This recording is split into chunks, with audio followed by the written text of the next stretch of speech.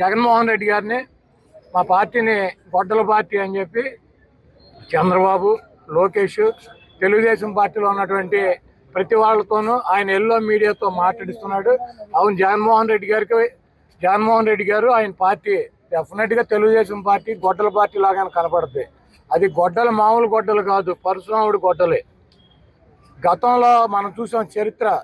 గొడ్డలు ఎవరి దగ్గర ఉండేది?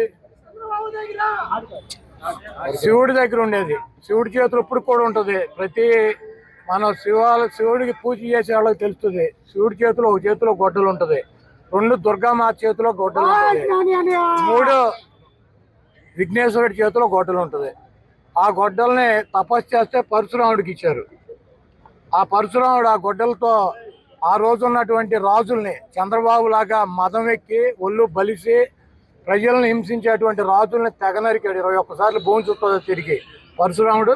ఈ రోజు 29లో చంద్రబాబు నాయుడు తుప్పు గొడ్డలు మాకు అవసరంలా. ఈ రోజు చంద్రబాబు నాయుడు గొడ్డలతో సంబంధం లేకుండా ఈ రాష్ట్ర ప్రజలు 2029లో పరశురాముడి గొడ్డలు జగన్మోహన్ రెడ్డి గారికి అందించబోతున్నారు. మీరు ఒకటి గుర్తుపెట్టుకోండి, ఆ గొడ్డలతో మీ పార్టీని, మీ అవినీతి సామ్రాజ్యాన్ని, మీ రాజకీయ జీవితాలని తెగనరికి భూమిలో పరశురాముడిలాగా పాతి పెడతాడు. డెఫినెట్గా జగన్మోహన్ రెడ్డి గారిది గొడ్డల పార్టీ లాగా, జగన్మోహన్ రెడ్డి గారి త్రిశూలం లాగా మీకు కనపడతాడు. దాంట్లో తప్పులేదు. మీ కర్మ. మీరు చేసినటువంటి పాపాలకి, మీరు చేస్తున్నటువంటి అబద్ధాలకి, మీరు చేస్తున్నటువంటి 420 కార్యక్రమాలకి డెఫినెట్గా జగన్మోహన్ రెడ్డి గారు మీ గొడ్డల్లా కనపడటంలో మీకు, మీ పార్టీకి, మీ అభిమానులకి, మీ మీడియాకి తప్పులేదు. అది పరశురాముడి గొడ్డలు. తప్పకుండా ఆ పరశురాముడి గొడ్డలి 2029లో ప్రజలు జగన్మోహన్ రెడ్డి గారు చేతికిస్తారు. ఆ ప్రజలు ఇచ్చినటువంటి గొడ్డలతో మీ అవినీతి సామ్రాజ్యాన్ని పోకటి వేలతో సహా పగలిస్తారు. చూస్తూ మేము ఊరుకోం. ఎర్ర బుక్కు దాని పని చేసుకుంటూ వెళ్తుందని ఈ సభాముఖంగా ఆ కుర్ర బ్యాచ్కి నేను హెచ్చరిక జారీ చేస్తున్నా. జగన్ ఆయన పేరులో జీ చూసి జెన్జీ అనుకుంటున్నాడు. జగన్ పేరులో ఉన్న జీ గొడ్డలి. అందుకే ఆ పార్టీకి గొడ్డలి పార్టీ అని ఈరోజు పేరు పెడతాం జరిగింది. జగన్కి సిసిడి జబ్బు ఉందండి. సిసిడి అంటే ఏంటో తెలుసా? క్రెడిట్ చోరీ జబ్బు, క్రెడిట్ చోరీ డిసార్డర్. ఏకంగా పేపర్లో వార్తలు వచ్చినాయి, ఆంధ్ర రాష్ట్రానికి ఆర్సిలర్ మిత్తల్ ప్రాజెక్ట్ వస్తుందని. ఆయన ప్రెస్ మీట్ పెట్టి ప్రాజెక్ట్ రావట్లేదు, పక్క రాష్ట్రానికి వెళ్తుందని చెప్పారు. గౌరవ ముఖ్యమంత్రి గారు, ఉప ముఖ్యమంత్రి గారు ఆ ప్రాజెక్ట్కి శంకుస్థాపన వేస్తే, లేదు నేనే ఆ ప్రాజెక్ట్ని తీసుకొచ్చానని ప్రెస్ మీట్లో చెప్పే పరిస్థితి మనందరం చూసాం. ఇంతేకాదు, ప్రపంచం మొత్తం తిరిగి పెద్ద ఎత్తున గూగుల్ని మన రాష్ట్రానికి తీసుకొస్తే వాళ్ళు అడ్డుపడ్డారు, కోర్టులో కేసేశారు. కానీ ఇప్పుడు ప్రెస్ ముందరికి వచ్చి మా వల్లనే గూగుల్ ప్రాజెక్ట్ వచ్చిందని చెప్పుకునే పరిస్థితి. ఇంకా కొన్ని సంవత్సరాలు పోతే ఆగస్ట్ 15 నాడు భారతదేశానికి స్వాతంత్రం తీసుకొచ్చింది మా తాత అని చెప్పుకునే పరిస్థితికి సిసిడి జగన్ వస్తారు. జగన్ కొన్ని కంపెనీలు తీసుకొచ్చాడు. ఆ కంపెనీ పేర్లు మనందరం మర్చిపోయాం. ప్రజలందరూ ఒక్కసారి గుర్తు చేయాలనుకుంటున్నా. ఆ కంపెనీ పేర్లు Andhra gold, president medal, gold medal. అలాంటి కంపెనీలు తీసుకొచ్చిన చరిత్ర ఆ పార్టీది. Google, Arcelor Mittal, royal Enfield fighter jet తయారు చేసిన పరిశ్రమలు తీసుకొచ్చిన చరిత్ర మా ఎన్డీఏ ప్రభుత్వాన్ని. చిన్నప్పుడు 10th క్లాస్ పేపర్ లీక్లో టీచర్లు జగన్ని చితకబాదారంట. అందుకే టీచర్లు చూస్తే ఆయన చాలా కోపం, కక్ష. అధికారంలో ఉన్నప్పుడు మద్యం షాపుల ముందల కాపులాగా నిలబెట్టారు ఆయన టీచర్ని.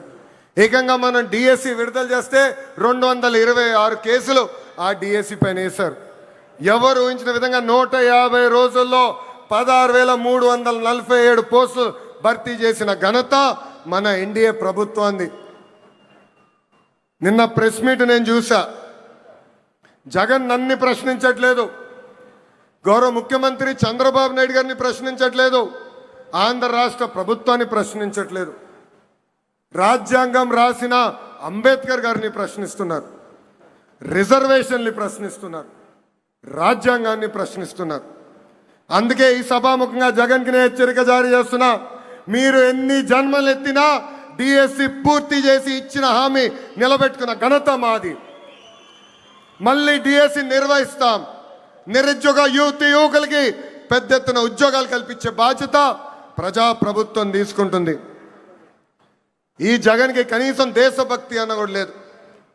మేమందరం పోరాడి పెద్ద ఎత్తున సాగర్ డిఫెన్స్ అన్న పరిశ్రమని ఆంధ్ర రాష్ట్రానికి తీసుకొచ్చాం. వాళ్ళు ఏకంగా భారతదేశం డిఫెన్స్ కోసం బోట్లు తయారు చేసే పరిశ్రమ. కావల్లో కనీసం 1000 మంది మత్స్యకారుల పిల్లలకి ఉద్యోగాలు ఇచ్చే పరిశ్రమను మేము తీసుకొస్తే ఏకంగా వాళ్ళపైన ఆరోపణలు చేసి ఆ పరిశ్రమను కూడా తిప్పి పంపించాలని ప్రయత్నించారు. ఇప్పుడు విశాఖ ఉక్కు పైన కూడా మాట్లాడుతున్నారు. 2 సార్లు విశాఖ ఉక్కు సంక్షోభంలో పడితే ఆ ఉక్కు ఫ్యాక్టరీని కాపాడిన ఘనత చరిత్ర ఒక ఎన్డీఏ ప్రభుత్వాన్ని. ఆనాడు ప్రధానిగా నరేంద్ర మోడీ గారు, ముఖ్యమంత్రిగా చంద్రబాబు నాయుడు గారు ఇద్దరు కలిసికట్టుగా పోరాడి విశాఖ ఉక్కుని ఒక్కసారి కాపాడారు. దాని ముందల వాజ్పేయి గారు ప్రధానమంత్రిగా ఉన్నప్పుడు, చంద్రబాబు నాయుడు గారు ముఖ్యమంత్రిగా ఉన్నప్పుడే మళ్ళీ విశాఖ ఉక్కుని మనం కాపాడుకుంటాం జరిగింది. మన విశాఖ ఉక్కులో ఒక యాక్సిడెంట్ జరిగింది. 9 మంది కార్మికులు చనిపోయారు. యాక్సిడెంట్ జరిగిన 3 గంటల్లో హోంమంత్రి గారు అక్కడికి వెళ్ళారు. 6 గంటల్లో కేంద్ర ఉక్కు శాఖ మార్చులు వచ్చారు. 12 గంటల లోపల ఏకంగా గౌరవ ఉప ముఖ్యమంత్రి గారు, నేను కూడా వెళ్తాం జరిగింది. అక్కడ కార్మికులు కలిసాం, చనిపోయిన కుటుంబాలని పరామర్శించాం. వాళ్ళకి ఒకటే హామీ ఇచ్చాం, కేవలం డబ్బులు ఇచ్చి చేతులు దులుపుకునేదానికి రాలేదు, శాశ్వతంగా మీ కుటుంబానికి అండగా నిలబడడానికి మేము వచ్చామని చెప్పాం. ఫుల్ టైం ఎంప్లాయీస్కి ఇప్పుడు ఏకంగా 2 కోట్ల రూపాయలు ఆ కుటుంబాలకి ఆదుకుంటాం జరిగింది. కాంట్రాక్ట్ ఉద్యోగస్తులు ఎవరైతే చనిపోయారో ఆ కుటుంబానికి 1 కోటి రూపాయలు ఇచ్చి ఈరోజు ఎన్డీఏ ప్రభుత్వం ఆదుకుంటుంది. ఇన్ని చేస్తున్నా అక్కడికి వెళ్ళి మా పైన ఆరోపణలు చేసి ఇచ్చే 2 కోట్లు వద్దు, 1 కోటి రూపాయలే ఇవ్వండి అని చెప్పే పరిస్థితికి వచ్చాడు పులివెందల శాసన సభ్యుడు. ఇది ప్రజలందరూ గుర్తుపెట్టుకోవాలని ఈ సభాముఖంగా కోరుతున్నాం. ప్రపంచంలో మనం ఎక్కడికి వెళ్ళినా భారతదేశ వైపు అందరు చూస్తున్నారంటే దానికి కారణం మన నమో గౌరవ ప్రధానమంత్రి శ్రీ నరేంద్ర మోడీ గారు. మొన్నే రష్యాకి వెళ్ళా, వాళ్ళందరూ ఆశ్చర్యపోయారు. ఇంత సమర్థవంతమైన నాయకత్వం భారతదేశానికి ఎలా వచ్చింది, పొలిటికల్ స్టెబిలిటీ భారతదేశానికి ఎలా వచ్చిందంటే కేవలం ఒక్క వ్యక్తి, అది మన నమో వల్లనే వచ్చిందని వాళ్ళు చెప్తాం జరిగింది. ఇతర రాష్ట్రాల్లో నమో అంటే నరేంద్ర మోడీ గారు, కానీ ఆంధ్ర రాష్ట్రంలో నమో అంటే నాయుడుజీ మోడీజీ గారి అద్భుతమైన జోడి. ఇతర రాష్ట్రాల్లో డబుల్ ఇంజన్ సర్కారు ఉంటే కేవలం ఆంధ్ర రాష్ట్రంలోనే డబుల్ ఇంజన్ బుల్లెట్ ట్రైన్ సర్కారు ఉంది. ఈరోజు ఈ డబుల్ ఇంజన్ బుల్లెట్ ట్రైన్ సర్కారు వల్లనే మనం విశాఖ ఉక్కుని కాపాడుకున్నాం.